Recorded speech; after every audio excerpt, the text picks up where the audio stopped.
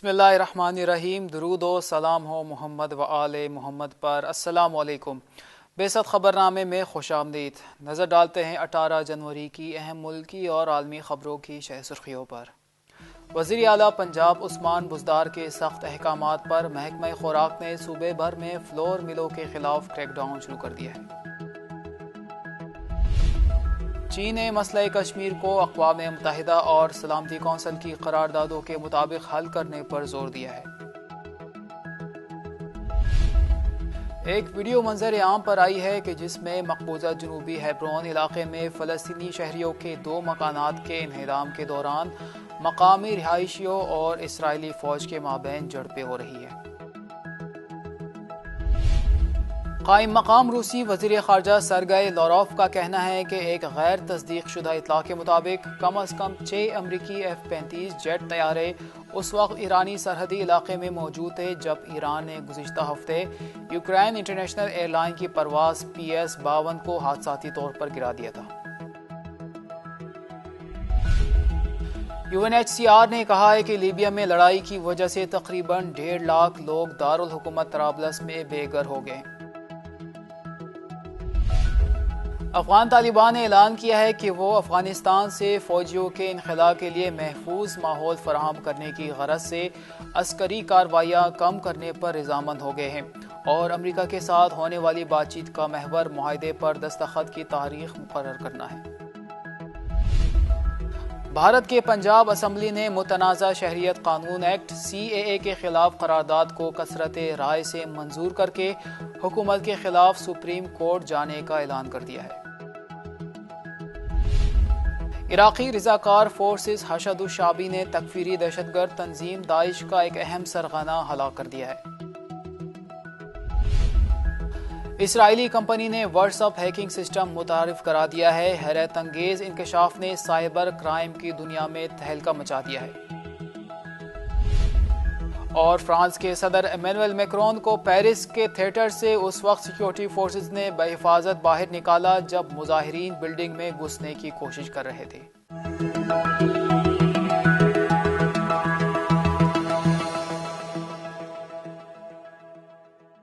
اور اب نظر ڈالتے ہیں آج کی خبروں کی تفصیل پر۔ وزیر اعلیٰ پنجاب عثمان بزدار کے سخت احکامات پر محکمہ خوراک نے صوبے بھر میں فلور ملوں کے خلاف کریک ڈاؤن شروع کر دیا ہے۔ رپورٹ کے مطابق ملک بھر میں آٹے کا بحران شدت اختیار کر چکا ہے اور کراچی، حیدرآباد اور لاہور سمیت مختلف شہروں میں فی کلو آٹے کی قیمت 70 روپے تک پہنچ گئی ہے۔ وزیر اعظم عمران خان اور وزیر اعلیٰ پنجاب عثمان بزدار نے واقعے کا نوٹس لیتے ہوئے حکام کو فوری طور پر آٹے کی قیمت کو کنٹرول کرنے کی ہدایت کی تھی۔ عثمان بزدار کے احکامات پر محکمہ خوراک پنجاب نے کارروائی کرتے ہوئے 374 فلور ملوں پر 9 کروڑ 6 لاکھ روپے سے زائد کا جرمانہ عائد کر دیا ہے، جبکہ 15 فلور ملوں کے لائسنس اور 180 فلور ملوں کا گندم کا کوٹا بھی معطل کر دیا۔ محکمہ خوراک نے فرائض سے غفلت برتنے پر 4 افسران کو بھی عہدے سے فارغ کر دیا ہے۔ چین نے مسئلہ کشمیر کو اقوام متحدہ اور سلامتی کونسل کی قراردادوں کے مطابق حل کرنے پر زور دیا ہے۔ چینی وزارت خارجہ کے ترجمان گینگ شوانگ نے کہا ہے کہ مسئلہ کشمیر UN چارٹر اور سلامتی کونسل کی قراردادوں کے مطابق حل ہونا چاہیے۔ گینگ شوانگ کا مزید کہنا تھا کہ UN سلامتی کونسل کے ارکان کو ہندوستان کے زیر انتظام کشمیر کی حالیہ صورتحال پر تشویش ہے۔ چینی وزارت خارجہ نے یہ بھی کہا کہ مسئلہ کشمیر پر ہندوستان کو سلامتی کونسل ممبران کی درخواست پر عمل کرنا چاہیے۔ ایک ویڈیو منظر عام پر آئی ہے کہ جس میں مقبوضہ جنوبی ہیبرون علاقے میں فلسطینی شہریوں کے 2 مکانات کے انہدام کے دوران مقامی رہائشیوں اور اسرائیلی فوج کے مابین جھڑپیں ہو رہی ہیں۔ اس ویڈیو میں دیکھا جا سکتا ہے کہ اسرائیلی فوجی فلسطینی شہریوں کو شدید تشدد کا نشانہ بنا رہے ہیں، جبکہ ان میں سے 2 شہریوں کو گرفتار بھی کیا گیا۔ جمعہ کے روز ایک بیان میں اسرائیلی سول انتظامیہ نے الزام لگایا کہ فلسطین کے شہر الخلیل ہیبرون میں عمارتیں غیر قانونی طور پر تعمیر کی گئی تھی اور اسی بنیاد پر انہیں منہدم کر دیا گیا تھا۔ گھروں کے مالکین نے بتایا کہ وہ مقبوضہ مغربی کنارے کے اسٹریٹجک لحاظ سے حساس ایریا C میں واقع مکانات کو قانونی حیثیت دینے کے لیے سول انتظامیہ سے اپیل کر رہے تھے۔ UNHCR نے کہا ہے کہ لیبیا میں لڑائی کی وجہ سے تقریباً 1.5 لاکھ لوگ دارالحکومت طرابلس میں بے گھر ہو گئے۔ اقوام متحدہ کے اعلیٰ کمشنر برائے مہاجرین کے دفتر UNHCR نے جمعے کو کہا کہ لیبیا میں اپریل 2019 میں لڑائی شروع ہونے کے بعد سے تقریباً 1.5 لاکھ لوگ اپنے گھروں سے بے گھر ہو گئے ہیں۔ UNHCR لیبیا میں بے گھر ہوئے لوگوں کو مسلسل امداد فراہم کر رہا ہے۔ UN کی امداد فراہم کرنے کی ایجنسی کا کہنا ہے کہ اس نے لیبیا میں ہزاروں بے گھر ہوئے لوگوں اور وطن واپس آئے لوگوں کو شیلٹر اور نقدی امداد جیسی بنیادی اشیاء مہیا کرائی ہے۔ UNHCR نے کہا کہ بین الاقوامی برادری کی جانب سے لیبیا میں قائم شدہ حراستی مراکز کو بند کرنے کی اپیل کے باوجود 3000 سے زائد پناہ گزین اور تارکین وطن یہاں کے حراستی مراکز میں رہ رہے ہیں۔ افغان طالبان نے اعلان کیا ہے کہ وہ افغانستان سے فوجیوں کے انخلاء کے لیے محفوظ ماحول فراہم کرنے کی غرض سے عسکری کارروائیاں کم کرنے پر رضامند ہو گئے ہیں اور امریکہ کے ساتھ ہونے والی بات چیت کا محور معاہدے پر دستخط کی تاریخ مقرر کرنا ہے۔ قطر کے دارالحکومت دوحہ میں طالبان کے سیاسی دفتر کے ترجمان سہیل شاہین نے بتایا کہ ہم نے امن معاہدے پر دستخط ہونے تک کے چند دنوں کے لیے عسکری کارروائیاں کم کرنے پر اتفاق کیا ہے۔ رپورٹ کے مطابق انہوں نے یہ بھی بتایا کہ عسکری کارروائیوں میں کمی کا مقصد غیر ملکی فوجوں کے افغانستان سے انخلاء کے لیے محفوظ ماحول فراہم کرنا ہے۔ سہیل شاہین کا کہنا تھا کہ جنگ بندی کا کوئی معاہدہ نہیں ہوا، یہ صرف ہماری عسکری کارروائیوں میں کمی ہے۔ یہ ہمارا حق ہے کہ ہمیں کب، کہاں اور کس طرح عسکری کارروائیوں میں کمی لانی ہے، اور یہ صرف غیر ملکی افواج کے لیے نہیں، پرتشدد کارروائیوں میں کمی افغانستان اور دیگر تمام افواج کے لیے ہے۔ بھارت کے پنجاب اسمبلی نے متنازع شہریت قانون ایکٹ CAA کے خلاف قرارداد کو کثرت رائے سے منظور کر کے حکومت کے خلاف سپریم کورٹ جانے کا اعلان کر دیا ہے۔ اس سے قبل کیرالہ اسمبلی نے بھی CAA کے خلاف قرارداد منظور کی۔ جمعے کو پنجاب اسمبلی کے اجلاس میں وزیر اعلیٰ بریندر سنگھ نے ایوان میں قرارداد پیش کی، جسے کثرت رائے سے منظور کر لیا گیا۔ وزیر اعلیٰ پنجاب کا کہنا تھا کہ پنجاب حکومت متنازع شہریت قانون کے خلاف سپریم کورٹ میں بھی درخواست دائر کرے گی تاکہ BJP کے ظالمانہ اقدام اور قانون کو روکا جائے۔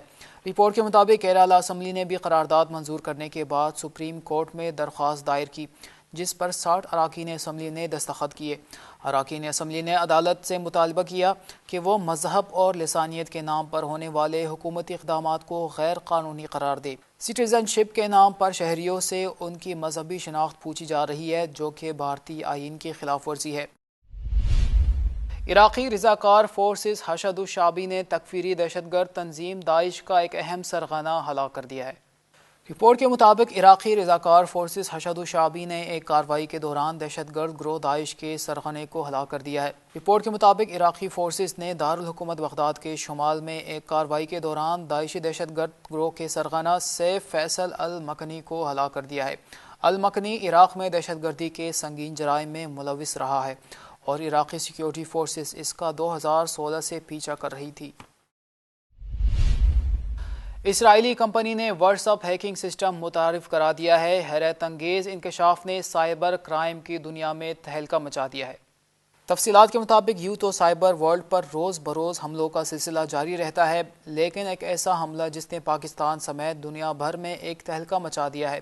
دنیا میں سب سے زیادہ استعمال ہونے اور محفوظ سمجھی جانے والی social media app what's app بھی غیر محفوظ ثابت ہوئی۔ سوشل میڈیا ایکسپرٹ اور سابق ڈائریکٹر FIA ڈاکٹر عثمان نے انکشاف کیا ہے کہ واٹس ایپ کی ایک مس کال آپ کا سارا ڈیٹا اور تصاویر ہیک کر سکتی ہے۔ اسرائیلی کمپنی کی جانب سے اس ہیک کی مدد سے پاکستان کی کچھ اہم شخصیات کا بھی ڈیٹا چوری کیا گیا ہے۔ اور فرانس کے صدر ایمینوئل میکرون کو پیرس کے تھیٹر سے اس وقت سیکیورٹی فورسز نے بحفاظت باہر نکالا جب مظاہرین بلڈنگ میں گھسنے کی کوشش کر رہے تھے۔ رپورٹ کے مطابق فرانسیسی صدر ایمینوئل میکرون تھیٹر میں اپنی اہلیہ برجیٹ کے ساتھ جمعہ دیر رات آئے تھے اور اسی دوران مظاہرین تھیٹر کے پاس جمع ہو گئے۔ مظاہرین نے عمارت کے اندر گھسنے کی کوشش کی، لیکن سیکیورٹی فورسز نے انہیں اندر جانے سے روکتے ہوئے صدر میکرون کے لیے سیکیورٹی گھیرا بنا دیا اور انہیں دوسری طرف سے بحفاظت باہر نکال لیا گیا۔